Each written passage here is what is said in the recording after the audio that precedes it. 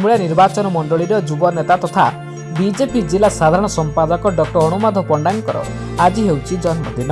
एही अवसर में मार्कोड़ा मंडल युव मोर्चा सभापति सुधांशु बेरा ओरफ चंदू नेतृत्व में बीजेपी युव मोर्चा पक्षरु सिमुलिया गोष्ठी स्वास्थ्य केन्द्र में चिकित्साधीन थिबा रोगी मानकु फल बिस्कुट ब्रेड आदि बंटन करा जायतिला। डॉक्टर अणुमाधव पंडांकर शुभ जन्मतिथि को एक नियारा ढंग से पालन करिसेंती सुधांशु बेरा ओरफ चंदू। एही अवसर में मार्कोड़ा बीजेपी मंडल युव मोर्चा सभापति सुधांशु समेत बहुत युवकर्मी माने उपस्थित रही कार्यक्रम को सफल कराइथिले।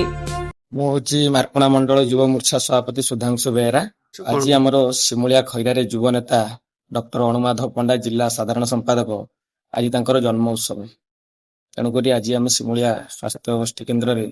फल बंटन कलु नेतृत्व में गोटे अभिप्राय सब जे समाज सेवा तेणुक आज से आम गोटे प्रयास छोटिया प्रयास कलु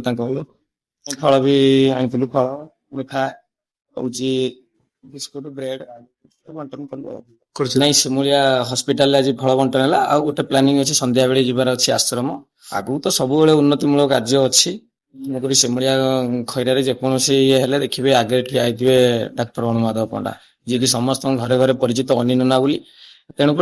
जेपर्यंत प्रचेषा अच्छी से जेपर्यंत सिमुलिया खैरारे अच्छा सिमुलिया सब आगू चलो तेणुक आम नेतृत्व में सब आगे चलु।